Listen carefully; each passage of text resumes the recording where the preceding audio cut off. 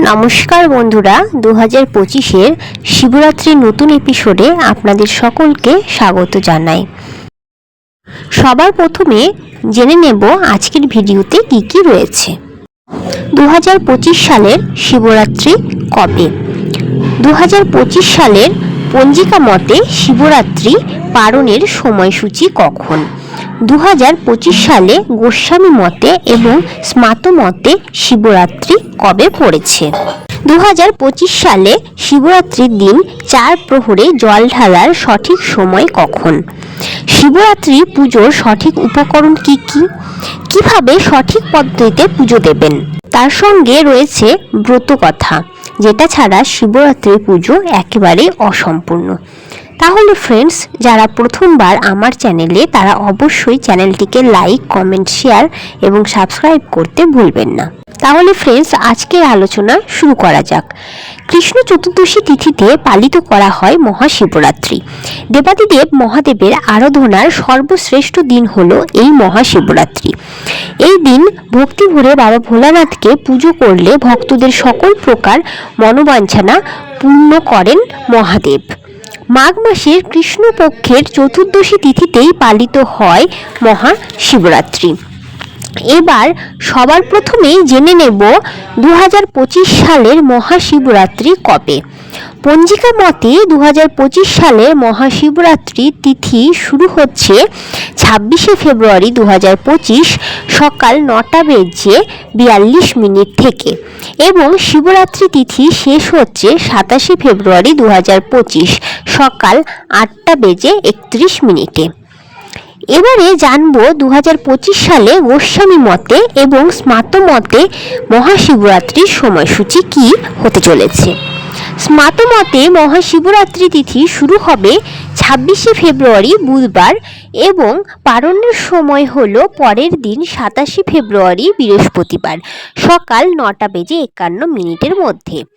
এবারে আমরা জেনে নেব গোস্বামী মতে কি রয়েছে সময়সূচি। গোস্বামী মতে 2025 সালে মহাশিবরাত্রি তিথি শুরু হচ্ছে 27শে ফেব্রুয়ারি 2025 বৃহস্পতিবার এবং সমাপ্ত হবে পরের দিন শুক্রবার। পালনের সময় হলো সকাল 6:50 মধ্যে। এবারে জেনে নেব মহাশিবরাত্রির 4 প্রহরের পুজোর সঠিক সময়সূচি পঞ্জিকা অনুযায়ী কি রয়েছে। 2025 সালের মহাশিবরাত্রির প্রথম প্রহরের পুজো শুরু হবে 26শে ফেব্রুয়ারি 2025 সন্ধে 6:23 এবং শেষ হচ্ছে 9:30 মধ্যে।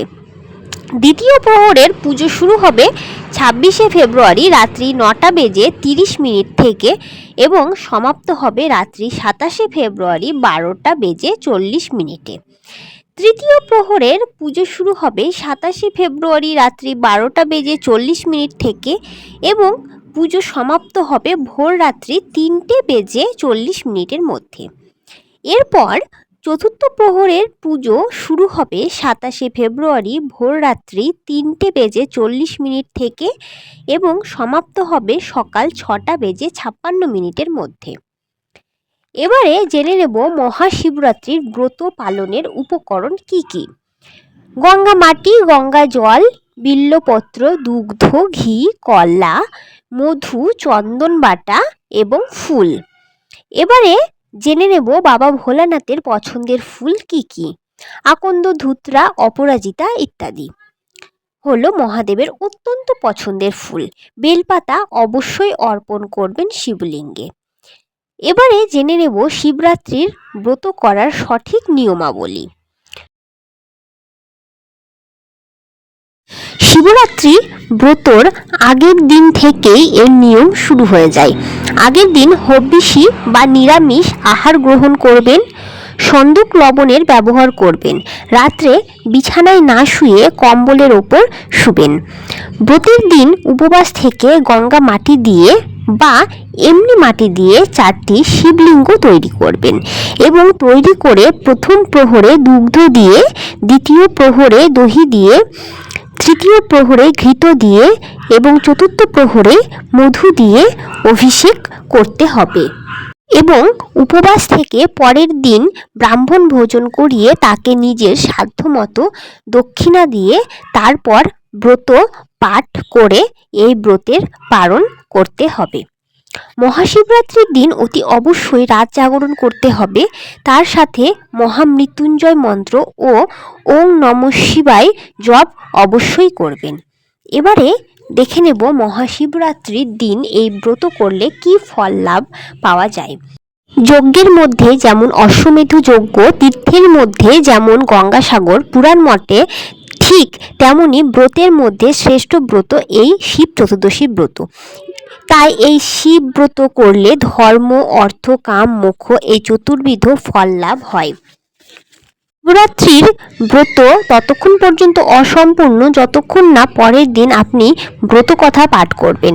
তাই শিবরাত্রির পরের দিন অবশ্যই হাতে বেলপাতা নিয়ে ব্রত কথা পাঠ করবেন। আশা করি আজকের আমার এই ভিডিও আপনাদের ভালো লাগলো।